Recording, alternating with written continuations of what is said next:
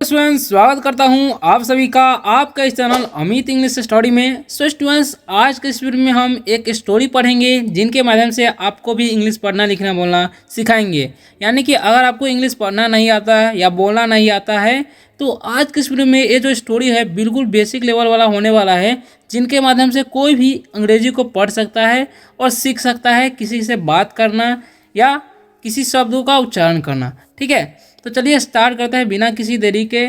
उससे पहले अगर आप लोग वीडियो पर नए हो तो वीडियो को कर सकते हैं लाइक, अगर वीडियो अच्छा लगेगा तो बाद में कर देना, और चैनल को भी सब्सक्राइब कर लेना अगर आपको इंग्लिश पढ़ना लिखना बोलना सीखना है तो, अदरवाइज नहीं भी कर सकते हो।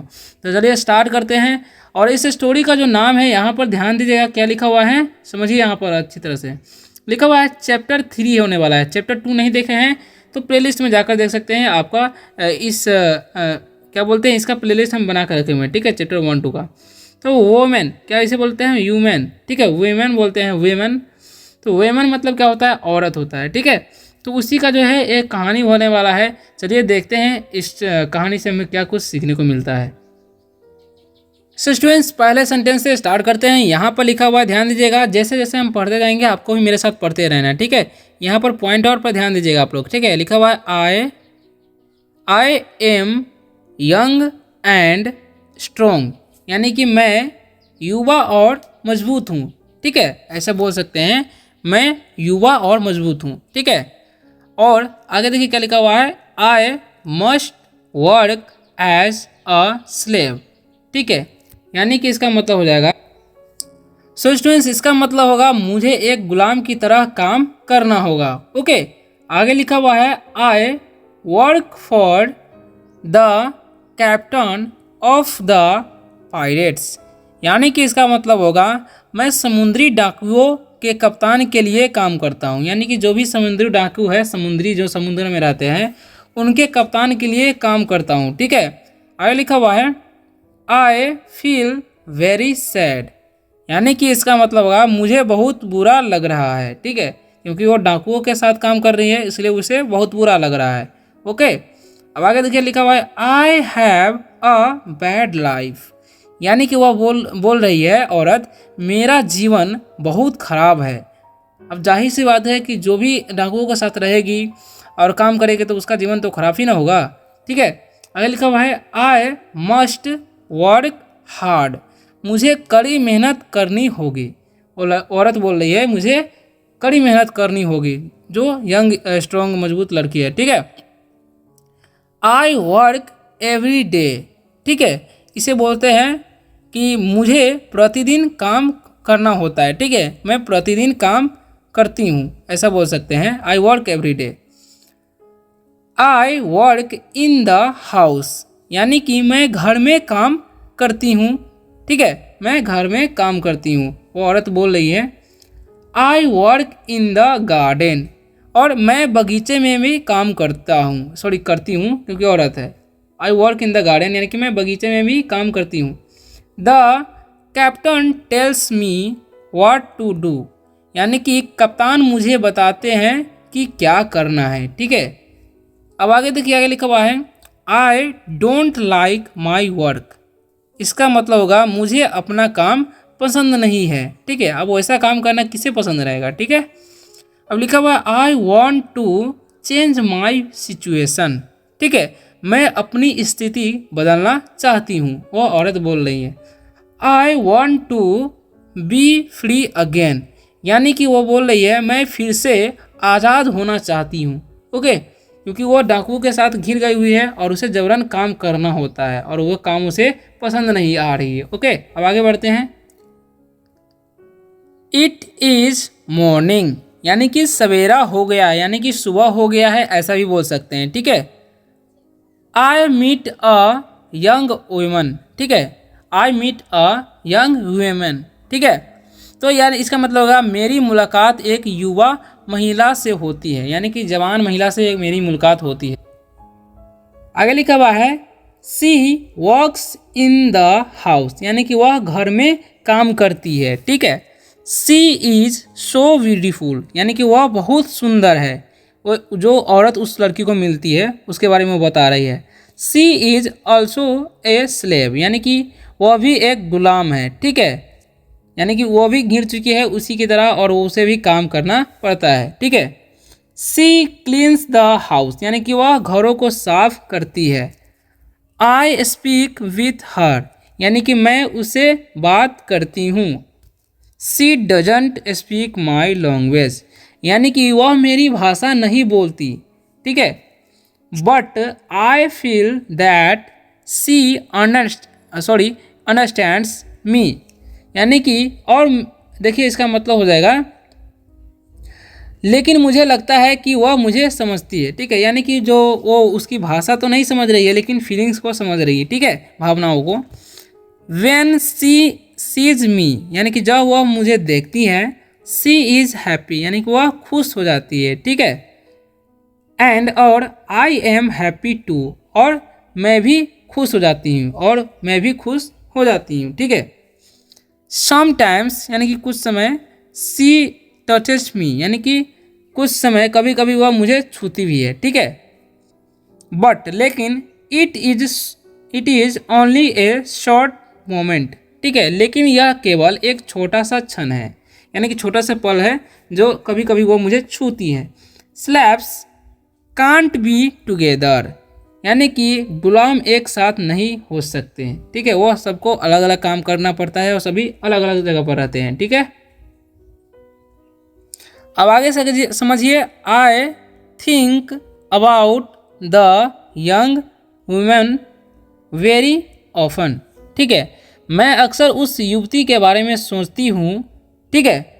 वो लड़की बोल रही है, I think about the young women very often, यानी कि मैं अक्सर उस युवती के बारे में सोचती हूँ। I want to meet her every day, यानी कि मैं उनसे प्रतिदिन यानी कि हर दिन मिलना चाहती हूँ, okay. But she is not in the house every day, लेकिन वह घर में हर दिन नहीं रहती है, ठीक है, दिन भर घर में नहीं रहती है। When I think about her, जब मैं उसके बारे में सोचती हूँ, I have a nice feeling in my body, यानी कि मुझे लगता है कि मैं, देखिए, जब मैं उसके बारे में सोचती हूँ तो मेरे शरीर में कुछ एक सुखद एहसास होता है, ठीक है, अच्छा एहसास होता है, वो बोल सकती हैं। आई थिंक दैट, मैं सोचती हूँ कि आई लव दिस वुमेन, यानी कि मुझे लगता है कि मैं उस महिला से प्यार करती हूँ। आई थिंक दैट, मैं सोचती हूँ कि, या मुझे लगता है कि ऐसा भी बोल सकते हैं, सी इज़ माई गर्लफ्रेंड, यानी कि वह मेरी प्रेमिका है। And I am her boyfriend, और मैं उनकी प्रेमी हूँ, ठीक है, ऐसा वो उसको लग रहा है। बट लेकिन आवर लव इज़ कॉम्प्लिकेटेड, लेकिन मेरा जो प्यार है क्या है, तो मेरा जो प्यार है एक जटिल है, ठीक है। But our love is complicated, यानी कि हमारा प्यार जटिल है। वी कांट लिव टुगेदर, हम लोग एक साथ नहीं रह सकते हैं। इट इज़ वेरी सैड, यानी कि यह बहुत बुरा है। Sometimes I fish with the captain और हिज फ्रेंड्स, यानी कि इसका मतलब होगा कभी कभी मैं कैप्टन या उसके दोस्तों के साथ मछली पकड़ता हूँ, ठीक है। Sometimes I fish with the captain और हिज फ्रेंड्स, यानी कि कभी कभी मैं कैप्टन और उसके दोस्तों के साथ मछली पकड़ता हूँ। A young boy helps us, यानी कि एक युवा लड़का हमारी मदद करता है। We use a small boat when we fish, यानी कि जब हम मछली पकड़ते हैं तो एक छोटा सा नाव का प्रयोग करते हैं, ठीक है। वन मॉर्निंग, यानी कि एक सुबह, व्हेन वी फिश, यानी कि जब हम मछली पकड़ने जाते हैं। वी आर लॉस्ट, हम लोग खो जाते हैं। Fog is around our boat, यानी कि क्या बोलते हैं, फॉग कुहासा बोल सकते हैं, धुंध बोलते हैं। Fog is around our boat, यानी कि हमारे नाव के चारों ओर क्या बोलते हैं, धुंध आ जाता है, ठीक है। वी सी नथिंग, यानी कि हम लोग कुछ नहीं देख रहे थे, ठीक है। वी कांट गो होम, यानी कि हम लोग घर नहीं जा सकते।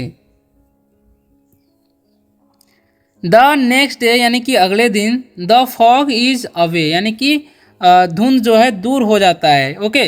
वी कैन गो होम, यानी कि हम लोग घर जा सकते हैं। When we are back home, यानी कि जब हम घर वापस आते हैं।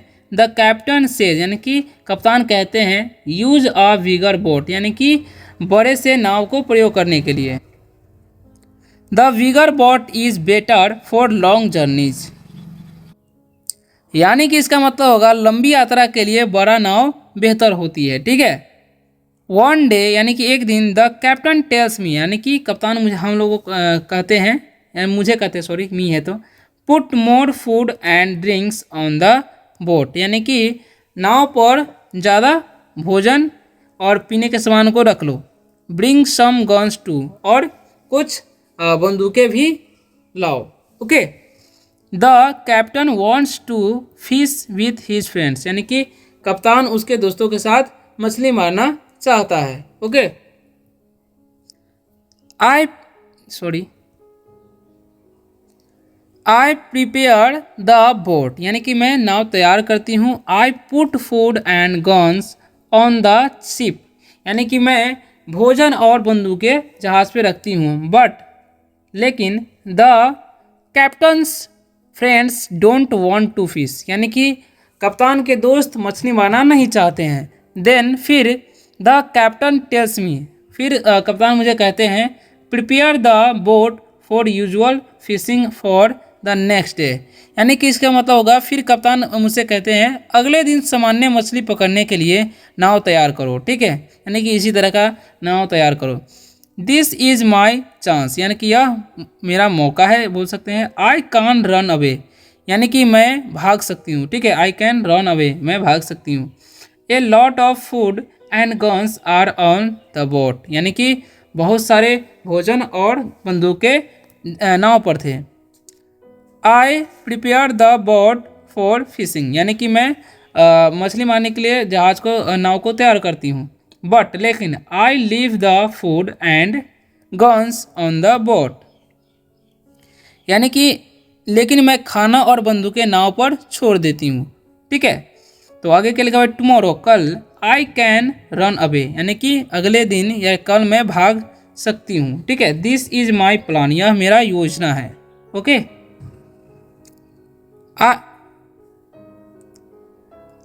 देखिए, I think about the young women, यानी कि मैं उस युवती के बारे में सोचती हूँ, उस युवती औरत के बारे में। I want to take her with me, यानी कि मैं उसे भी साथ ले जाना चाहती हूँ। बट, लेकिन, I don't know how to do it, लेकिन मुझे नहीं पता कि मैं, बट आई डोंट नो, यानी कि लेकिन मैं नहीं जानती, हाउ टू डू इट, यानी कि इसे कैसे करें। ठीक है। It is not possible to take her on the boat, यानी कि यह संभव नहीं है कि मैं उसे नाव पर ला सकूं। ठीक है। आई एम सैड, यानी कि मैं दुखी हूँ। ठीक है। आई डोंट नो, मैं नहीं जानती, व्हाट टू डू, यानी कि क्या करना है। I want to be free, यानी कि मैं आज़ाद होना चाहती हूँ। बट, लेकिन, my heart wants to be with her, यानी कि मेरा जो दिल है, लेकिन मेरा दिल उसके साथ रहना चाहता है। ठीक है। उस औरत के बारे में सोच रहा है। इट इज़ द मॉर्निंग, यानी कि यह सुबह है। I meet the young woman in the house, यानी कि मैं उस युवती से घर में मिलती हूँ। सी इज़ सो ब्यूटीफुल, वह बहुत सुंदर है। ठीक है। आई लुक एट हर, यानी कि मैं उसे देखती हूँ। She knows that something is different, यानी कि वह जानती है कि कुछ अलग है, यानी कि आज कुछ अलग है। मे बी, शायद, she understands that this is our last moment together, यानी कि उसे शायद लगता है कि समझती है कि यह हमारा साथ, ठीक है, यह हमारा साथ आखिरी पल है। ठीक है। सी लुक्स इन, यानी कि वह देखती है कि माई आइज, यानी कि मेरी आंखें। सी टचेज माई हैंड, यानी कि वह मेरी हाथों को छूती है। आई थिंक दैट, मैं सोचती हूँ कि सी अंडरस्टैंड्स, यानी कि वह समझती है। हर फेस इज सैड, यानी कि उसका जो है चेहरा दुखी है। My face is sad too, यानी कि मेरा भी चेहरा दुखी है। सी स्माइल्स एट मी, वह मुझे मुस्कुराती है। देन, फिर, सी गोज अवे, यानी कि वह चली जाती है। This is our last moment together, यानी कि वह यह क्षण जो है मेरा आखिरी था एक साथ का आखिरी क्षण था। सो स्टूडेंट्स, आशा करता हूँ कि इस स्टोरी से कुछ सीखने को मिला होगा। अच्छा लगा है तो वीडियो को लाइक कीजिए और चैनल को सब्सक्राइब करके बेल आइकन दबाइए, क्योंकि यहाँ पर देख रहे हैं कि 4th नंबर चैप्टर भी आएंगे, हम पढ़ाएंगे। तो इस वीडियो को देखने के लिए आप चैनल को सब्सक्राइब कर सकते हैं।